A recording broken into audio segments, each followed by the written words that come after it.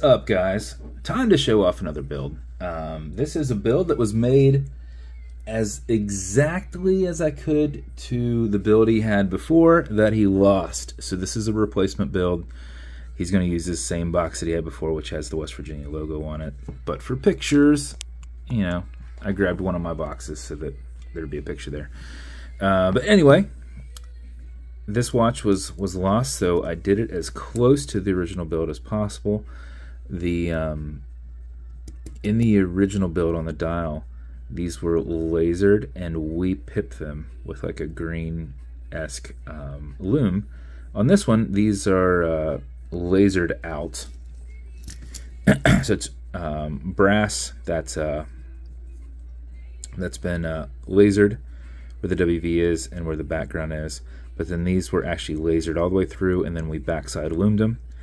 He actually did blue Cerakote, so on the first one it had blue paint. This is Cerakote that's been applied and then baked in, and then we backside loomed it. So everything else is pretty much exactly the same. Brushed case. I happen to still have one of these brushed bezels. I had a set of these Ranger hands that are white with like a tan color, which goes really great with the brass. And then this is on a brushed engineered band. And for whatever reason, I could have had it made, but my guy made me 2 Mountaineer clasps at one time. I think maybe one of the watches I was doing was a Mountaineer watch, and he got confused, but I had one, which was awesome. The other one had an exhibition caseback, stainless steel movement holder in there. There's a little protective cover on that. And then a West Virginia engraved logo. So I was able to tighten it a little bit tighter, but when I originally set it, it was supposed to be, that was top dead center, but if you twist a little bit harder, you can get it to go past what would be, you know, straight up and down look. But bezel will turn not very well, which is good, but it doesn't matter that it turns because there's nothing on it. Automatic mechanical, so you can wind it where it put it in a watch winder, but if it's dead or you're not going to be very active, make sure you wind it just a little bit. And how you do that is you back the crown off the threads until you hear it and feel it clicking. At that point you can wind, and a wind is a turn this way. Turning it this way doesn't wind it, but it's a lot easier to wind and quicker if you go back and forth. You can always do this if you want.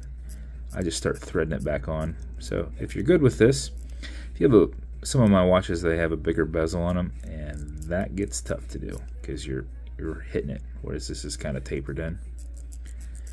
But you'll just wind this 4 or 5 seconds before you put it on. We'll keep time throughout the day. If you do it for like 15 seconds, you're going to max out your 31-hour power reserve. You can wind all day if you like. There's won't hurt anything. It won't apply anything more once it's wound up, but you can't overwind it. And then when you're good with that, you're going to pull it to the one and only click, and you can now set your time. It does not have a hacking movement, so it's going to keep going.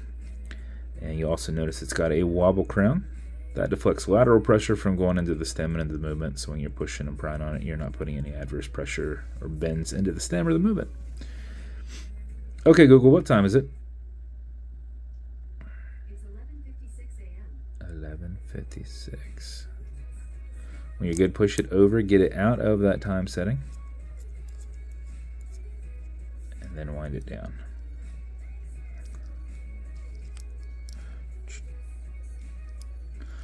That is the build. As with every build, it's going to come with matching beads, which he probably has the beads, but for picture purposes, we had to make these, and he's getting more. So this is also going to come. It's not going to come in this box because I'm just going to give it to him since he already has a box, and he's local. It's going to come with, let's see, do you need watch cleaner? I don't think you need any of that stuff. He's probably going to say no, but normally I would include watch cleaner. This is good on all glass and metal parts. It's everything here, non-streaking, non-toxic, non-residue. And it would come with a microfiber. Then you would also normally get some scratch remover. This is for the acrylic glass because it can be scratched. But if it is, no big deal. Put a tiny bit of this on it and buff it out using the included microfiber for that. If the scratch is up and down, go left and right, hazing it, buff it out, and it should be good as new. If you scratch up this, use the grain side of a Scotch-Brite, go one direction and brush it back in. This is rounded, so do half turns one direction. If you go back and forth, you're going to get lines going the other direction. You're just you're not getting rid of the scratch, you're blending it in to where you don't really see it. That's the build.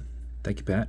Appreciate you guys. If you want me to build you something custom and unique, reach out and I'll see what I can do. If you want to continue to see videos like this, like and subscribe as I put them up all the time. Thanks, guys.